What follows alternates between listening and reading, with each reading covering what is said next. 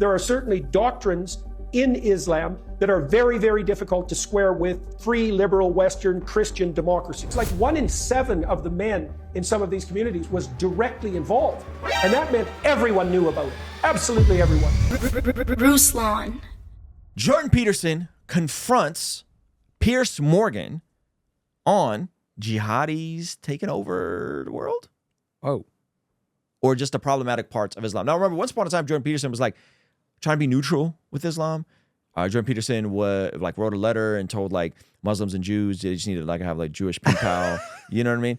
And I forgot about that. You remember that? Was that before Gaza? Yeah, it was. Oh yeah, it was before that. Yeah. And Piers Morgan has been having some very interesting conversations with some very interesting, like I'd say radical people on that side, you know? So Jordan Peterson, I think, did a fantastic job of kind of setting him straight on this. But there's another ugly issue here, Pierce, that no one will grapple with, which is, you know, you described Robinson as anti-Muslim, let's say. So he's talking about Tommy Robinson has been dismissed as being Islamophobic and all that sort of stuff. I don't know if I've heard him say anything Islamophobic.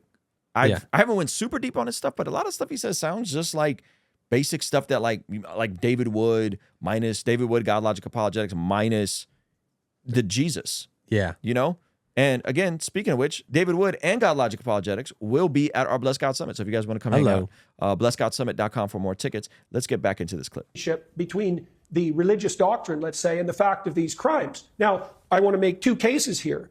You know, the first case is that 40 out of 50 Muslim majority countries in the world are authoritarian hellholes. And I want to go to the other 10.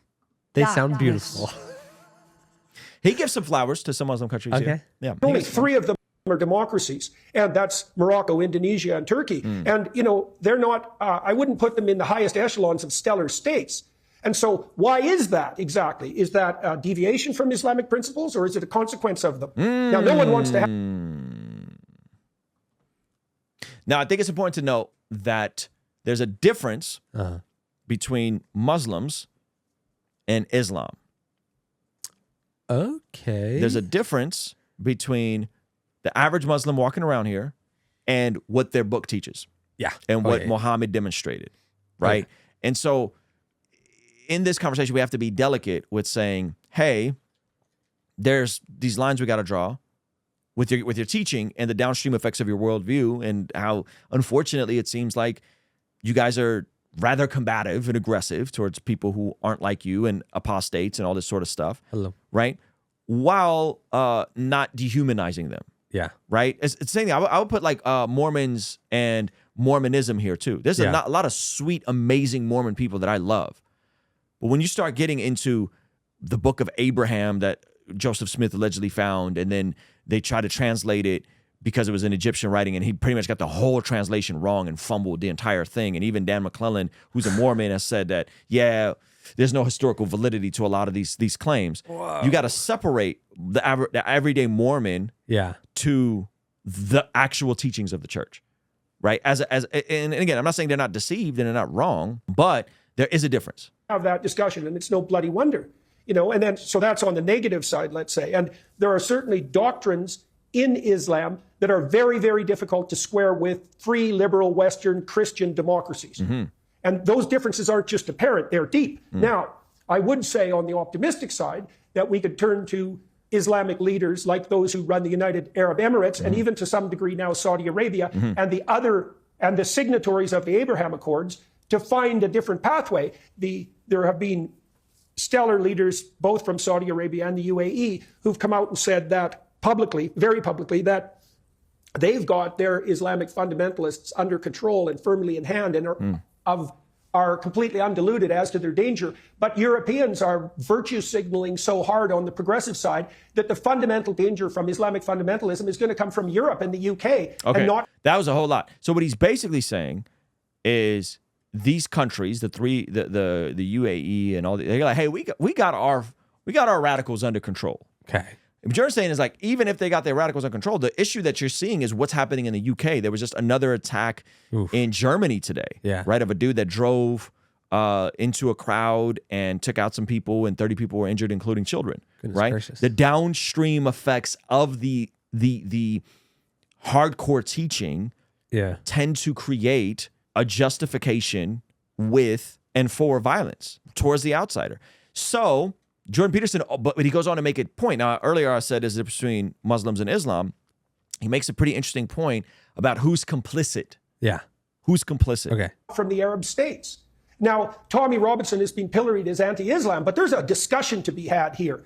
And no one wants to have it. And, you said we need a national inquiry. It's like, we need more than a national inquiry. We need something like an international symposium on the relationship between the Christian West and the Islamic world. Because there are ugly things afoot, and they've manifested themselves in the most hideous of all possible ways in the UK with regards to these rape crimes and the cover-up. But there's something that needs to be sorted out at the bottom of all this. And one of those is, like, you talk about moderate Muslims. Like, I looked up the polling data today that Winston Marshall, for example, referred to when he interviewed Nigel Farage.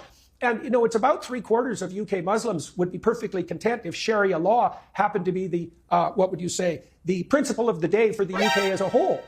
Woo! 75%. Right? It's That's like crazy. Yeah, Sharia law. It's good. So 75% aren't just on some like, no, that's not. They're hijacking our book. It's just culture. We just like yeah. being modest and covering up our women. No, they're like, yeah, we could, we could cut off some heads. Well, in the UK, they have their own little Sharia law courts in certain communities, right? And so, like, people I don't bet like those things that. are scary. Oh, they're probably horrifying. You walk inside, it's like,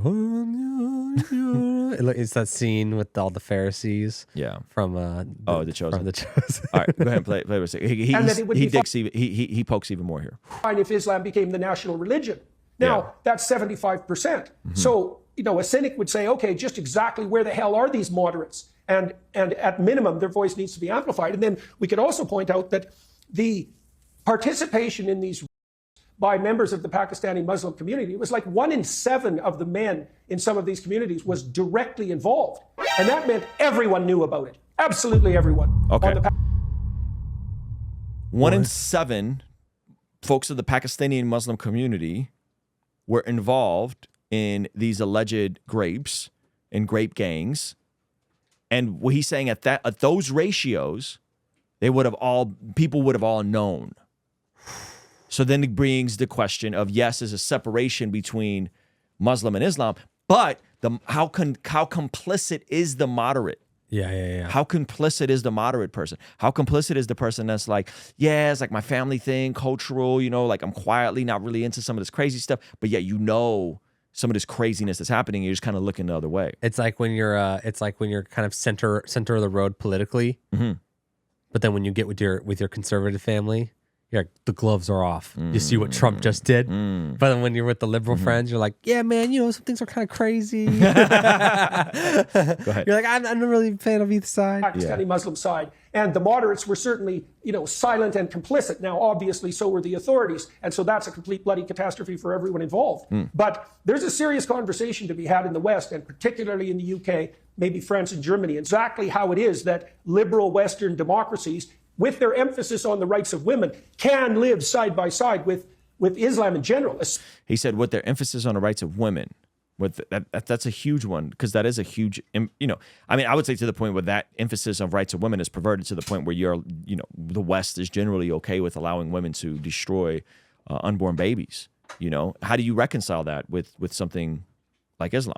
Especially the sort of Islam that's transformed into enabling fundamentalism that allows this sort of criminality on the part of the resentful psychopathic sadists. So here's what Sheesh. Man, Jordan Peterson, he went off there. I don't know. Oh man, he seems less and less fearful of blowback with regards to this sort of stuff. And again, he has had